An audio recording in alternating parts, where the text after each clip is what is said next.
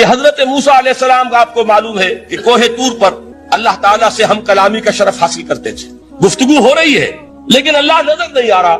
اب اس کو اپنے اوپر طاری کیجئے کہ صاف سامنے آتے بھی نہیں، صاف چھپتے بھی نہیں. یہ جو صورتحال تھی کہ اگر کسی کی آپ آواز سن رہے ہیں، کلام سن رہے ہیں، سامنے نہیں آ رہا، تو آپ کے دل میں خواہش پیدا ہوگی کہ ذرا سا یہ پردہ بھی اٹھا دیا جائے، مجھے دیدار بھی حاصل ہو جائے. لہذا سورہ اعراف میں ہے جب کئی بار یہ شرف ہم کلامی حاصل ہوا اللہ سے، تو حضرت موسیٰ علیہ السلام نے بڑی ہمت سے کام لیا، بڑی جرت کی درخواست کر دی، رب ارنی انظر الیک. یہ جو پردہ بیچ میں حائل کیا ہوا ہے پروردگار، تو میرا شوق دیکھ، میرا اشتیاق دیکھ، تو مجھے ذرا دیدار بھی عطا ہو جائے. اس پر کیا بات کہی گئی؟ لن ترانی، موسیٰ تم مجھے ہرگز نہیں دیکھ سکتے، تم اس جسد ظاہری کے ساتھ، اس جسد مادی کے ساتھ ان عنصری آنکھوں سے میرا دیدار نہیں کر سکتے. ولیکن انظر الی الجبل، دیکھو ہم تمہیں ایک مثال دیے دیتے ہیں، ذرا اس پہاڑ کی طرف دیکھو، ہم اپنی ایک تجلی اس پر ڈالیں گے. فإن استقر مکانہ فسوف ترانی، اگر وہ پہاڑ ہماری تجلی کو جھیل جائے، تحمل کر لے، تو تم بھی سوچنا کہ شاید ہمیں دیکھ سکو. اس کے بعد ہوا کیا؟ فلما تجلی ربہ للجبل جعلہ دکا وخر موسیٰ صعقا. جب اللہ تعالیٰ نے پہاڑ پر اپنی ایک تجلی ڈالی تو وہ پہاڑ جو ہے پھٹ گیا. اور موسیٰ، اب دیکھیے براہ راست تجلی موسیٰ پر نہیں ہے، یہ انڈائریکٹ مشاہدہ ہے تجلی ربانی کا کہ جو پہاڑ پر ہوئی ہے، اور پہاڑ کی جو کیفیت ہوئی ہے اس کے مشاہدے سے حضرت موسیٰ بے ہوش ہو کر گئے. وصعق موسیٰ خر موسیٰ صعقا. یہ ہے وہ مثال جو یہاں دی ہے قرآن کے لیے. لو انزلنا هذا القرآن على جبل لرأيته خاشعا متصدعا من خشیت اللہ. نتیجہ کیا نکلا؟ انفر کیجئے، استدلال، استنتاج. نتیجہ یہ نکلا کہ جو تاثیر تجلی ذات ربانی کی ہے وہی تاثیر کلام ربانی کی ہے. صرف یہ ہے کہ ہمیں اس کا شعور نہیں، ہمیں اس کا ادراک نہیں. یہ بالکل ذات کی تجلی کی جو تاثیر تھی وہی قرآن خود بیان کر رہا ہے کہ اس کلام ربانی کی. اس کو بھی علامہ اقبال نے خوب کہا ہے، فاش گویم آنچ در دل مزمرست، صاف کہہ دیتا ہوں جو کچھ میرے دل میں ہے. این کتابیں نیش چیزیں دیگرست. اسے کتاب نہ سمجھ بیٹھنا قرآن کو، یہ کتاب نہیں ہے، کچھ اور ہے. کچھ اور کیا ہے؟ مثل حق پنہاؤ ہم پیداستو زندہ پائندہ گویاستو. یہ تو جیسے اللہ تعالیٰ کی ذات ہے، مثل حق، ذات حق سبحانہ و تعالیٰ کی طرح یہ زندہ ہے، پائندہ ہے. مثل حق پائندہ گویاستو، یہ جو ہے زندہ ہے، یہ متکلم ہے، کلام نہیں ہے. کل صفات ربانیہ جو ہے ظاہر اور باطن، مثل حق پنہاؤ، ظاہر و پنہا، اور حی و قیوم جیسے اللہ کی ذات ہے، وہی صفات اس کلام کی ہے. اور اس کے بعد وہ شعر آیا تھا جو میں پہلے سنا چکا ہوں، چوں بجاں در رفت جاں دیگر شود. جب یہ قرآن کسی انسان کے اندر سرایت کر جاتا ہے، اس کے دل پر نازل ہوتا ہے. دیکھیے یہ الفاظ آپ کو کہیں اور نہیں ملیں گے.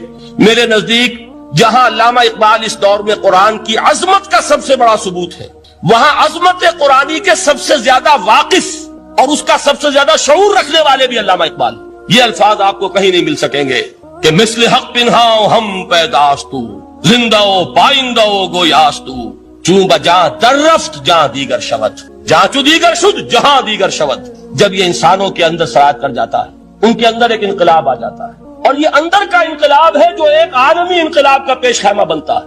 آپ آرڈیننس کے ذریعے سے نمازیں پڑھوائیں گے تو پھر نماز وہی پڑھی جائے گی جو آفس ٹائم میں آئے گی، باقی اور کیوں پڑھیں گے؟ وہ تو آرڈیننس کے ذریعے سے پڑھائی جا رہی ہے نا. اس کا حشر تو وہ ہوگا جو ہمارے ہاں دیکھا جا چکا ہے. اور اس وقت بھی اس زمانے میں نے یہ سنا ایک جگہ کہ کلاس 4 امپلائیز جو ہیں، وہ شروع میں جب آرڈیننس نافذ ہوا تھا ہمارے ہاں تو دفتروں میں بڑا اہتمام ہوا، آفیسرز نے خاص طور پر بڑے اہتمام سے ظہر کی نماز پڑھنی شروع کی. لیکن مجھے بتایا گیا کہ کلاس 4 امپلائیز جو ہیں ہمارے، یہ ڈرائیورز ہیں، پینز ہیں، یہ کھڑے ہنستے رہتے ہیں، شریک نہیں ہوتے. میں نے ان سے کہا وہ اس لیے کہ انہیں معلوم ہے کہ آپ بھی تو یہی پڑھ رہے ہیں صرف نماز، باقی آپ کے ڈرائیور سے اور آپ کے خانسامہ سے یہ بات چھپی ہوئی نہیں ہے کہ اثر آپ نے بھی نہیں پڑھنی، یہ صرف زور ہے جو آپ پڑھ رہے ہیں. تو یہ اصل میں اندر کا انقلاب جب تک نہ آئے، باہر کا ٹھوسا ہوا انقلاب، وہ تو جب پریشر ہٹ جائے گا تبدیلی ختم ہو جائے گا. چوں بجاں در رفت جہاں دیگر شود، اندر انقلاب آئے. جب اندر تبدیلی ہو جائے گی اب انسان کا پورا وجود بدلے گا، پھر اس کے اندر سے تبدیلی جو ہے وہ ابھرے گی، اسے کسی خارجی دباؤ کی ضرورت نہیں ہوگی. جہاں تو دیگر شد جہاں دیگر شود. اور جب انسانی شخصیتوں کے اندر یہ انقلاب اندر سے آتا ہے تو پھر وہ عالمی انقلاب بنتا ہے. جیسے کہ محمد رسول اللہ کا انقلاب. واقعہ یہ ہے کہ اگر جوش کانسپیریسی، عبداللہ ابن سبا کی سازش اگر کامیاب نہ ہو گئی ہوتی اور مسلمانوں کے اندر آپس کا اختلاف اور سرپھٹول نہ ہو جاتا جو حضرت عثمان کی شہادت، پھر حضرت علی کی شہادت رضی اللہ تعالی عنہما، اور حضرت علی کی دوران خلافت یہ آپس کے جو جنگیں ہوئی، جنگ جمل، جنگ صفین، جنگ نہروان، اگر یہ نہ ہوئی ہوتی تو جس سپیڈ کے ساتھ اور رفتار کے ساتھ انقلاب محمدی کی توسیع ہو رہی تھی علی صاحب الصلاۃ والسلام، کوئی طاقت دنیا میں نہیں تھی۔ اقبال نے اس کا بھی نقشہ کھینچا ہے کہ تھمتا نہ تھا کسی سے سیل رواں ہمارا، وہ سیل رواں تھا، کوئی روکنے والا نہیں۔ انٹرنل سیبوٹاج وہ ہے کہ جس نے اس انقلاب کا راستہ روکا۔ تو واقعہ یہ ہے کہ وہ اندرونی انقلاب حضور نے برپا کیا قرآن کے ذریعے صحابہ میں، اندر سے جو انقلاب تھا اس نے عرب میں ایک انقلاب کی شکل اختیار کی، اور یہ انقلاب جو ہے اتنی اپنے اندر قوت رکھتا تھا، اتنی پوٹینشیلٹی تھی اس کی کہ وہ 20 برس کے اندر اندر کہاں آکسس دریائے جیہوں، کہاں اٹلانٹک، تصور تو کی تاریخ میں اس سے پہلے اتنی بڑی کوئی مملکت قائم ہوئی نہیں، کہاں یمن اور کہاں ایشیا کوچک، ایشیا مائنر ٹرکی، یہاں سے وہاں اور وہاں سے یہاں، اتنی عظیم مملکت حضرت عثمان رضی اللہ تعالیٰ عنہ کے خلافت میں ہو چکی تھی۔ یہ بات اگر یہ چلتا معاملہ آگے تو کوئی قوت اب نہیں رہی تھی، سلطنت روما ختم ہو چکی، سلطنت کسرا ختم ہو چکی تھی، پرچے اڑ گئے تھے، اب کون سی طاقت رہ گئی تھی جو سیلاب کا راستہ روکتی؟ یہ وہ یہودی سازش ہے جس نے اندر سے سیبوٹاج کی۔ بہرحال یہ ہے انقلاب محمدی کا طریقہ، اندر سے تبدیلی۔ اسی کو علامہ اقبال نے کہا ہے، تیرے ضمیر پہ جب تک نہ ہو نزول کتاب، گرہ کشا ہے نہ راضی نہ صاحب کشاف۔ یہ قرآن اب بھی تم ایسے محسوس کرو کہ جیسے تمہارے دل پر نازل ہو رہا ہے۔ اور مجھے یاد آیا امام ابن قیم رحمت اللہ علیہ، ان کا ایک بڑا پیارا جملہ ہے، وہ کہتے ہیں قرآن کے بعض پڑھنے والے ایسے ہیں کہ جب وہ قرآن کو پڑھتے ہیں تو یوں محسوس کرتے ہیں کہ قرآن مصحف میں لکھا ہوا نہیں ہے، ان کے اپنے دل کے اوپر کندہ ہے، دل کے اوپر سے پڑھ رہے ہیں، یعنی اتنی کامل مطابقت وہ محسوس کرتے ہیں، اپنی فطرت، ہیومن نیچر اور قرآن کے اندر اتنی مطابقت ہے، اس طرح وہ ٹیلی کرتے ہیں ایک دوسرے کے ساتھ کہ محسوس ہوتا ہے کہ وہ کتاب ان صفحات میں لکھی ہوئی نہیں ہے بلکہ لوح قلب پر لکھی ہوئی ہے کہ جہاں سے وہ انسان اسے پڑھ رہا ہے۔ تو پہلی بات تو قرآن مجید کی آیت کے حوالے سے اس پہلو سے ہمارے سامنے آئی کہ جو تاثیر ہے ذات ربانی کی تجلی کی، وہی تاثیر ہے اس قرآن مجید کی، بشرطے کہ ہمارے دل جو ہیں وہ کچھ اپنے اندر اس استعداد اور صلاحیت کو پیدا کریں۔ دوسرا مقام ہے سورہ یونس کا۔ اب کسی کلام کی عظمت کا دوسرا پہلو ہو سکتا ہے اس کی افادیت کے اعتبار سے، اس سے فائدہ کیا ہوگا نوع انسانی کے لیے۔ دیکھیے 2 آیات، یہ عظیم خزانے ہیں عظمت قرآن کے۔ سورہ یونس میں، یا ایھا الناس، اے لوگو، قد جاءتکم موعظۃ من ربکم وشفاء لما فی الصدور وہدی ورحمۃ للمؤمنین۔ 4 الفاظ نوٹ کر لیجئے۔ اے لوگو، آ گئی ہے تمہارے پاس وہ چیز تمہارے رب کی طرف سے جو موعظہ ہے۔ موعظہ کسے کہتے ہیں؟ نصیحت۔ اس بات کو ذرا سمجھ لیجئے ترتیب کیا ہے۔ نصیحت اسے کہتے ہیں، جی رہا نہیں جا رہا، میں نے اس کی ترتیب بدلی ہوئی ہے۔ مجھے یاد دلایا ایک صاحب نے کہ سورہ رحمان کی ابتدائی آیات کا بیان تو رہ گیا، وہ رہا نہیں، میں نے پڑھا کسی اور ترتیب سے تھا، بیان کسی اور ترتیب سے کر رہا ہوں۔ پڑھنے میں 4، 2 اور 1، اور اب جو میں بیان کر رہا ہوں پہلے 1 آیت سورہ حشر کی جو بیان کی، اب 2 آیات ہیں سورہ یونس کی۔ لوگوں، تمہارے پاس آ گئی ہے تمہارے رب کی طرف سے موعظت، اور تمہارے سینوں کے اندر جو روگ ہیں ان کے لیے علاج۔ توجہ کیجئے گا، ہم نے قرآن کو کیا سمجھا ہے؟ صرف ایک مقدس کتاب، ایک حصول ثواب یا ایصال ثواب کا آلہ۔ قرآن ہے کیا؟ نمبر 1 موعظہ۔ موعظہ کسے کہتے ہیں؟ وعظ اسے کہتے ہیں وہ بات جس سے دل نرم ہو جائے، دل کے اندر گداز پیدا کرنے والی شے۔ وجہ کیا ہے؟ اعلیٰ سے اعلیٰ حکیمانہ بات کسی سے کہی جائے، دل سخت ہے، اثر نہیں ہوگا، ایک کرسٹ آ جاتا ہے انسان کے دل کے اوپر۔ جیسے کہ یہود کے علماء کے بارے میں فرمایا گیا، ثم قست قلوبکم فہی کالحجارۃ او اشد قسوۃ وان من الحجارۃ لما يتفجر منه الانہار وان منها لما يهبط من خشیۃ اللہ وان منها لما يشقق فيخرج منه الماء۔ اے لوگوں، پھر تمہارے دل سخت ہوتے چلے گئے، پھر وہ پتھروں کے مانند سخت ہو گئے، بلکہ ان سے بھی زیادہ سخت، اس لیے کہ پتھروں میں تو وہ بھی ہوتے ہیں کہ جو اللہ کے خوف سے گر جاتے ہیں، پتھروں میں وہ بھی ہوتے ہیں کہ جو اللہ کی خشیت سے پھٹ جاتے ہیں، ان میں سے پانی بہ نکلتا ہے۔ پتھر تو اس طرح کے ہیں، لیکن انسان کا دل جب سخت ہو جائے، جب پتھر بن جائے، تو کوئی شے دنیا کی اس کی سختی کا مقابلہ نہیں کر سکتی۔ پہلے اس سختی کو نرم کریں گے، جیسے زمین ہے چٹیل زمین، اس زمین کے اندر ہل چلے گا تو بارش جو ہے فائدہ دے گی، اس کو آپ زمین کو نرم کرتے ہیں تاکہ وہ بارش کو جذب کرے، ورنہ چٹیل زمین ہے سخت، وہ پانی بہ جائے گا اور وہ زمین کے اندر جذب نہیں ہوگا۔ تو پہلا لفظ استعمال کیا موعظہ۔ یہ قرآن واعظ ہے، نصیحت ہے، دلوں کو نرم کرتا ہے، دلوں پر جو کرسٹ آ گیا ہے سخت اسے توڑتا ہے، اس میں ہل چلاتا ہے۔ پھر کیا کرتا ہے؟ پھر جب یہ جذب ہوتا ہے شفاء لما فی الصدور، جو سینے کے روگ ہیں ان کے لیے شفا۔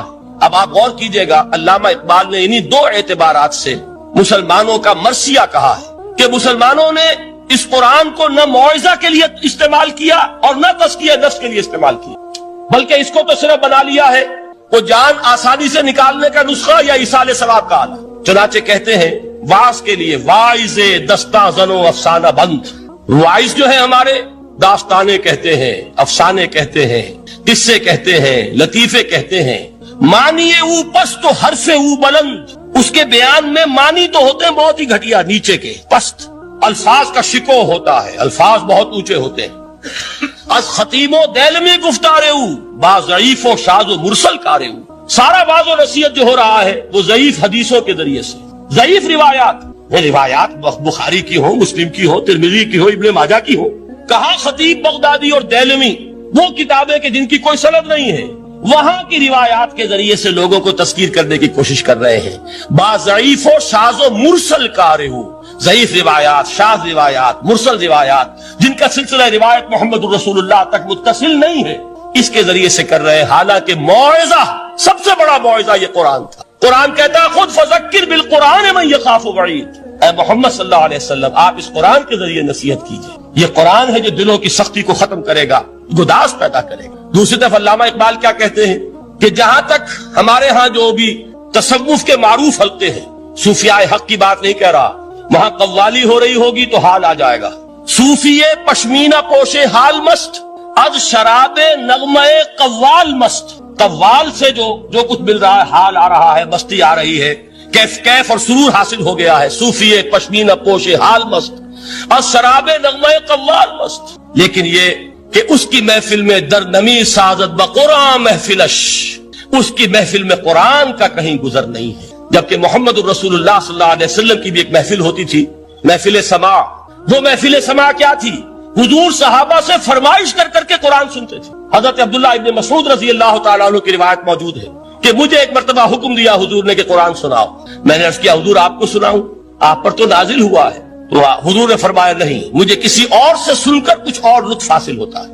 اب امتثال امر میں حضرت عبداللہ ابن مسعود رضی اللہ تعالیٰ عنہ نے سورہ نساء پڑھنی شروع کی۔ 41ویں آیت پر پہنچے، چشم تصور سے دیکھیے کہ حضور بھی تشریف فرما ہے، صحابہ کرام کی محفل ہے، اور صحابہ کیسے بیٹھا کرتے تھے ادب کے ساتھ۔ ایک روایت میں الفاظ آئے ایسے بیٹھتے تھے ساکت و صامت ہو کر، بالکل خاموش، سکون، ساکن اور ساکت اور صامت، کہ جیسے ان کے سروں پر پرندے بیٹھے ہیں۔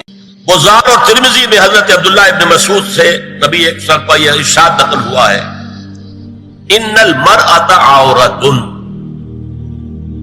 عورت چھپا کر رکھنے کی چیز ہے۔ ان المرأۃ عورۃ فاذا خرجت، جب وہ گھر سے نکلتی ہے، استشرفها شیطان، اب شیطان جو ہے اس کو تاک میں رکھتا ہے۔ واقب ما تکون بروحۃ ربها وهي فی قعر بیتها، وہ اپنے رب کی رحمت سے قریب ترین ہوتی ہے جبکہ اپنے گھر کے بھی کسی اندرونی حصے۔ اسی لیے فرمایا مردوں کے لیے مسجد میں نماز افضل 28 گنا، اور عورت کے لیے گھر کی نماز مسجد سے افضل، گھر کے صحن کی مسجد سے افضل، دالان کی صحن سے افضل، کمرے میں اس سے افضل، اور کمرے کی کوئی بغلی کوٹھڑی ہے تو اس میں سب سے افضل۔ یہ احادیث نبی اکرم۔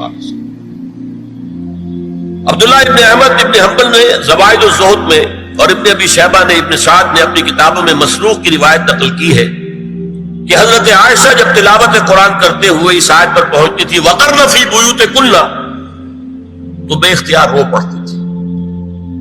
قرآن کہتا ہے اپنے گھروں میں رہو۔ حضرت عائشہ نے شہادت عثمان کے بعد باہر نکل کر لشکر کی قیادت، پھر ساری عمر افسوس تھا کہ میں نے غلط کہا۔ حافظ ابو بکر بزار حضرت انس سے روایت کرتے ہیں کہ عورتوں نے حضور سے عرض کیا کہ ساری فضیلت تو مرد لوٹ کے لے گئے، وہ جہاد کرتے اور خدا کی راہ میں بڑے بڑے کام کرتے، ہم کیا عمل کریں کہ ہمیں بھی مجاہدین کے برابر اجر مل سکے؟ جواب میں آپ نے فرمایا من قعدت منکن فی بیتہا فإنہا تدرک عمل المجاہدین، تم میں سے جو شخص اپنے گھر میں بیٹھی رہے گی وہ مجاہدین کا اجر حاصل کرے۔ یہ ایک ہوا کا رخ ہے، بتایا جا رہا ہے، یہ نظام ہے جس کو اس شکل میں دیا جا رہا ہے۔ اب آئیے سورہ نور کی طرف۔ یا ایھا الذین آمنوا لا تدخلوا بیوتا غیر بیوتکم حتی تستأنسوا وتسلموا علی اہلها ذالکم خیر لکم لعلکم تذکرون۔ اہل ایمان مت ہرگز مت داخل ہو اپنے گھروں کے علاوہ کسی اور گھر میں جب تک کہ تم ان کے ساتھ مانوس نہ ہو جاؤ، اذن نہ لے لو، ان پر سلام نہ کرو، یہی تمہارے لیے خیر بہتر ہے۔ اس کے بعد تفصیل آئی ہے، اس میں میں اس وقت نہیں جا رہا۔ اور جو لوگ اس پر عمل نہیں کرتے ان کے بارے میں قرآن مجید کیا کچھ حضور کیا کچھ فرما رہے ہیں یہ آپ سن لیجیے، بہت سخت احکام۔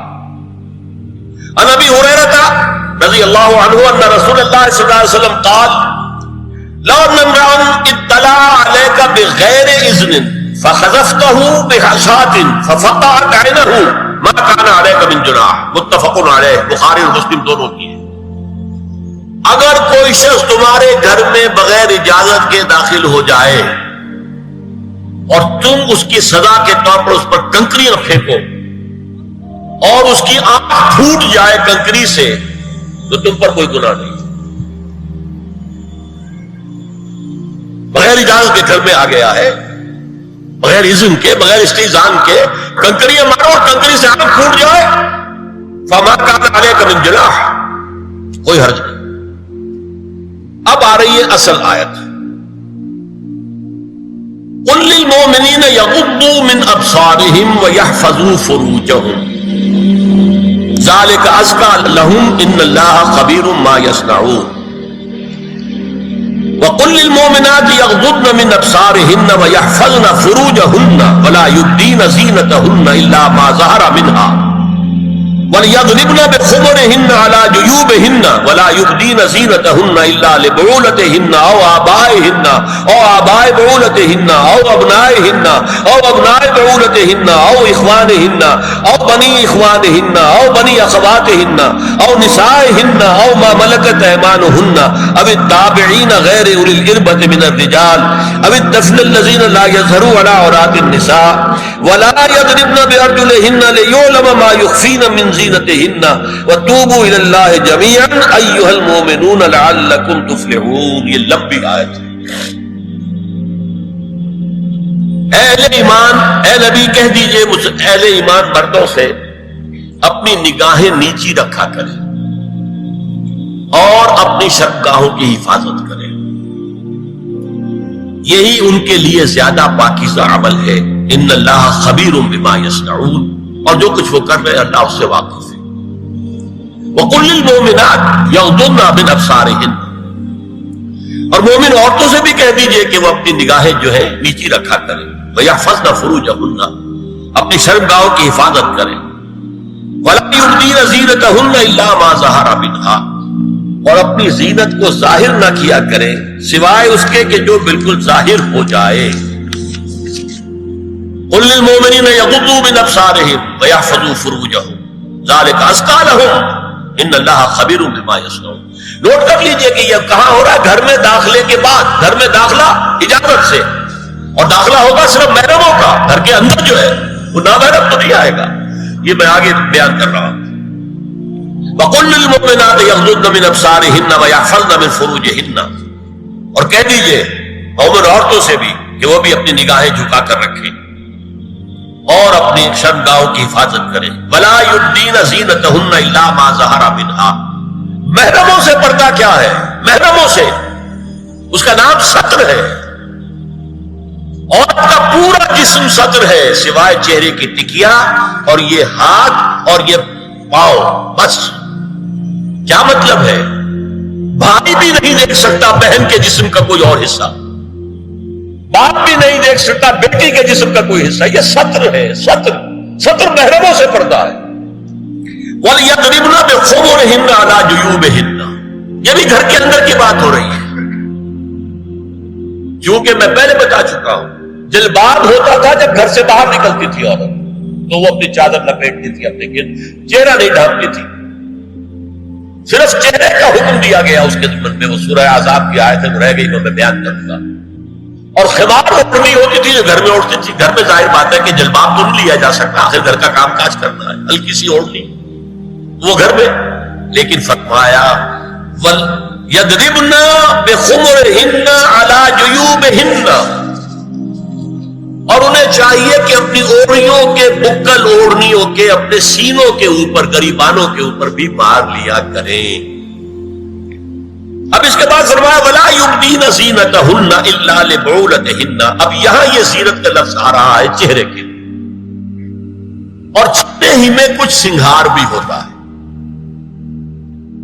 اب ان کے لیے کہا گیا کہ چہرے کی زینت, اور چہرے کے اوپر اگر کوئی بناؤ سنگھار ہے, زیور ہے, تو اس کی زینت نہ ظاہر کریں. مگر اب یہ یہاں تفصیلی آئی ہے, جو محرم ہے ان کی تفصیل. تو فرمایا تم اس کے سامنے ظاہر کر سکتی ہے الا لبعولتہن, سب سے بڑھ کر شوہر, اور آبائہن, اور آپ نے باپ. اچھا, باپوں میں نوٹ کی نہیں, باپ حقیقی ہو, اخیافی ہو, اللاتی ہو, یا رضاعی ہو, یہ چاروں قسم کے باپ اس میں شامل ہیں. جس عورت نے دودھ پلایا تھا اس کا شوہر بھی باپ بن گیا.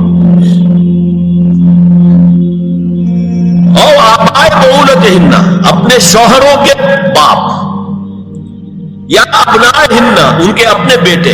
بیٹوں میں بھی آئیں گے چاروں, اللاتی, اخیافی, عینی اور رضاعی. او ابنائے بعولتہن, اور اپنے شوہروں کے بیٹے, ہو سکتا ہے شوہروں کی اور بیویاں بھی ہو, تو ان کے بیٹے بھی, جو ستیلے بیٹے ہیں وہ بھی محرم, ان سے کسی شکل میں کبھی شادی نہیں ہو سکتی. اور اخوانہن, یا ان کے بھائی. او ابنائہن, یا اپنے بیٹے. او ابنائے بعولتہن, یا اپنے شوہروں کے بیٹے.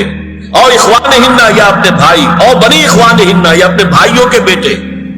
اور بنی اخواتہن, اپنا بھتیجا. اپنا بھتیجا, شوہر کا بھتیجا نہیں, اپنا بھتیجا محرم ہے, اپنا بھانجا محرم ہے, شوہر کا بھانجا محرم نہیں ہے.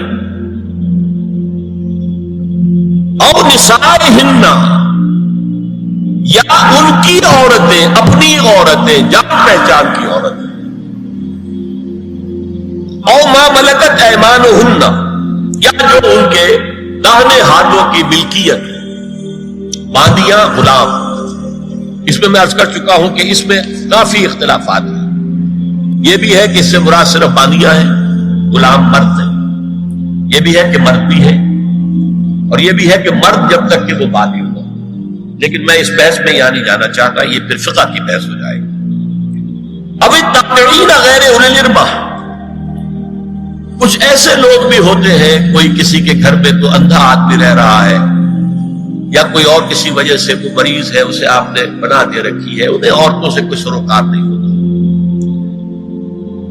اب الطفل الذین لم یظہروا علی عورات النساء, یا وہ بچے کہ جن پر ابھی عورتوں کے پوشیدہ حالات واضح نہیں ہے, پتہ ہی نہیں ہے انہیں, ابھی انہیں جنس کا کوئی احساس ہی نہیں.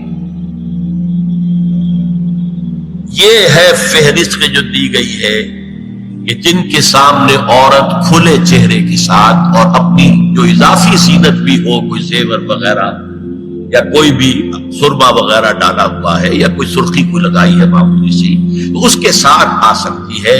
اور یہ وہ رشتے ہیں کہ جن سے کسی حالت میں بھی نکاح نہیں ہو سکتی. آگے سنیے, وَلَا يَضْرِبْنَ بِأَرْجُلِهِنَّ لِيُعْلَمَ مَا يُخْفِينَ مِنْ زِينَتِهِنَّ, اور چلتے ہوئے اپنے پاؤں زور سے نہ مارے کہ ان کی زینت ظاہر ہو جائے. اگر کوئی پازیب پہنی ہوئی ہے, کوئی جنو وغیرہ ہے, تو اب اگر پاؤں مار کر چلے گی تو خواہ ذہن جائے گا بیٹھے ہوئے کا کہ کوئی ہاتھ بن جا رہی. یہاں تک اس کے علاوہ یہ بھی ہے, تعطر کے بارے میں فرمایا ہے کہ اگر عطر لگا کر کوئی عورت گھر سے نکلی ہے, اذا استعارت المرأة فمرت على القوم ليجدوا ريحها فهي كذا وكذا قال قولا شديدا. اس ابو داؤد کی روایت حضور نے فرمایا, جب کوئی عورت عطر لگا کر, خوشبو لگا کر نکلتی ہے کہ لوگ اس کی خوشبو سونگیں یا اس کو اوپر مطلع ہو جائیں, تو ایسی ہے ایسی ہے. بہت سخت الفاظ حضور نے استعمال کیے کہ جس کو راوی نے نقل نہیں کیا. عورت کے لیے خوشبو, عورت کی آواز کا پردہ ہے. اب دیکھیے کس حد تک نماز میں اس وقت عورتیں بھی شریک ہوتی تھی. اگرچہ حضور نے فرمایا مردوں کی صف بہترین سب سے آگے والی ہے اور سب سے بری صف سب سے پیچھے ہے، کیونکہ اس کے پیچھے پھر عورتوں کی صف ہوتی تھی. اور عورتوں کے لیے سب سے اچھی صف سب سے پچھلی والی ہے اور سب سے بری سب سے آگے والی ہے. سب سے آگے والوں کے سامنے پھر مرد ہوتے تھے، ان کی پشت ہوتی تھی. تو اسی طریقے سے اگر غلطی کی ہے تو مرد جو ہے کہے گا سبحان اللہ. امام سے غلطی ہو گئی ہے، مرد کیا کہے گا؟ سبحان اللہ. عورت کیا کرے گی؟ اپنے ایک ہاتھ کے پشت پر اپنا ہاتھ مارے گی، اپنی آواز نہیں نکالنی. آواز کا پردہ، چھونے کا پردہ یہاں تک ہے کہ حضور نے کبھی کسی عورت سے ہاتھ نہیں ملایا. اور آپ جب بیٹھ بھی لیتے تھے تو بس زبانی الفاظ کہلوائے اور کہا ٹھیک ہے بیٹھ ہو گئی. یا ایک کپڑا پکڑا، اس کا ایک سرا اپنے ہاتھ میں دوسرا سرا خاتون کے ہاتھ میں. یا ایک تشت کے اندر پانی بھرا، اس میں ایک طرف اس نے انگلیاں ڈال لی اور ایک طرف حضور کی. لیکن مسافر لا مسافر النساء، ایک دفعہ ہوا بھی کہ بعض خواتین نے جب بیعت کی ہے تو پھر انہوں نے ہاتھ آگے بڑھایا مسافر کے لیے. حضور نے فرمایا انی لا مسافر النساء، میں عورتوں سے مسافرہ نہیں کرتا. یا ایھا النبی قل لازواجک وبناتک ونساء المؤمنین یدنین علیہن من جلابیبہن ذلک ادنی ان یعرفن فلا یؤذین وکان اللہ غفورا رحیما. اے نبی صلی اللہ علیہ وسلم کہہ دیجئے اپنی بیٹیوں سے اور اپنی بیویوں سے اور مسلمانوں کی خواتین سے. اب دیکھیے یہ سورہ احزاب ہی میں ہو رہا ہے. شروع میں یا نساء نبی سے بات کری، استیزان بھی صرف نبی کے گھر میں داخل نہ ہو اذن کے بغیر. آگے چل کر سورہ احزاب ہی میں عام بھی کر دیا. قل لازواجک وبناتک ونساء المؤمنین، کہہ دیجئے اپنی بیویوں سے اپنی بیٹیوں سے اور اہل ایمان کی خواتین سے یدنین علیہن من جلابیبہن، کہ وہ اپنے چہروں کے اوپر اپنی جلباب کو لٹکا لیا کریں، چہرہ چھپ جائے. اب اس کی تفسیر میں چاہتا ہوں کہ آپ کو جو مختلف مفسرین نے کی ہے وہ آپ کے سامنے میں رکھوں. حضرت عبداللہ ابن عباس نے اس آیت کی جو وضاحت فرمائی ہے اسے حافظ ابن کثیر نے اپنی تفسیر میں اس طرح نقل کیا ہے. اللہ نے مسلمان عورتوں کو حکم دیا ہے کہ جب وہ کسی کام کے لیے گھروں سے نکلے تو اپنی چادروں کے پلو اوپر سے ڈال کر اپنا منہ چھپا لے اور صرف ایک آنکھ کھلی رکھے. دونوں آنکھیں بھی غلط ہیں. اور سن لیجیے ابن جریر اور ابن منذر کی روایت ہے کہ محمد بن سیرین یہ تابعی ہیں نے حضرت عبیدہ السلمانی یہ صحابی ہیں سے اس آیت کا مطلب پوچھا. انہوں نے جواب میں کچھ کہنے کی بجائے اپنی چادر کو اس طرح اوڑھا کہ پورا سر اور پیشانی اور پورا منہ ڈھانپ کر صرف ایک آنکھ کھلی رکھی. اور سنیے ابو بکر بن عبداللہ ابن عربی نے یدنین علیہن من جلابیبہن کا مفہوم ان الفاظ میں بیان کیا ہے تغطى به وجهها حتى لا يظهر منها الا عينها اليسرى.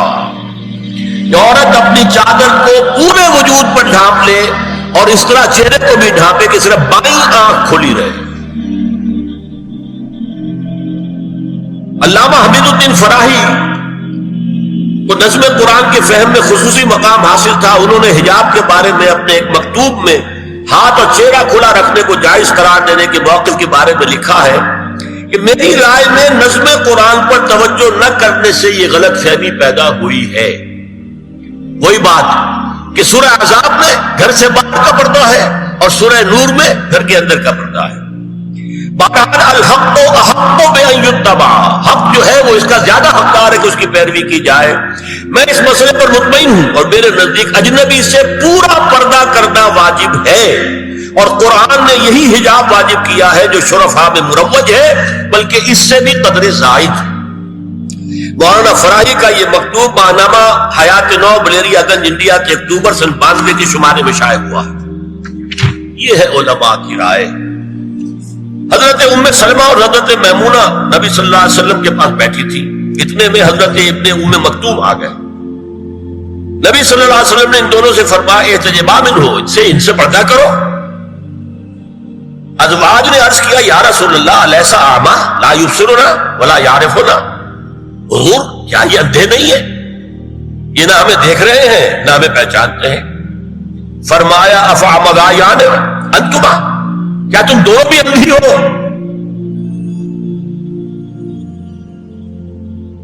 اللہ تم سرانے ہی، کیا تم نہیں دیکھ رہی ان کو؟ حضرت ام سلمہ تصریح کرتی ہے ذالک بعد ان امر بالحجاب، یہ جب حجاب کا حکم آ گیا تھا تب حضور نے پھر یہ حکم دیا۔ اس کی وجہ کیا تھی؟ حضرت عبداللہ ابن مکتوم کا گھر میں آنا جانا تھا، تو اگرچہ اندھے ہیں لیکن یہ کہ یہ بار بار کا آنا جانا اس سے فتنے کا ایک دروازہ کھل سکتا، اس دروازے کو بند کر دیا گیا۔ حضرت عائشہ کے پاس ایک نابینا آیا تو انہوں نے اس سے پردہ کیا، کہا گیا کہ آپ اس سے پردہ کیوں کرتی ہیں، یہ تو آپ کو نہیں دیکھ سکتا۔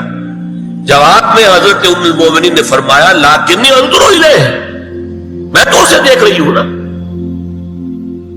اور مرد کو دیکھے۔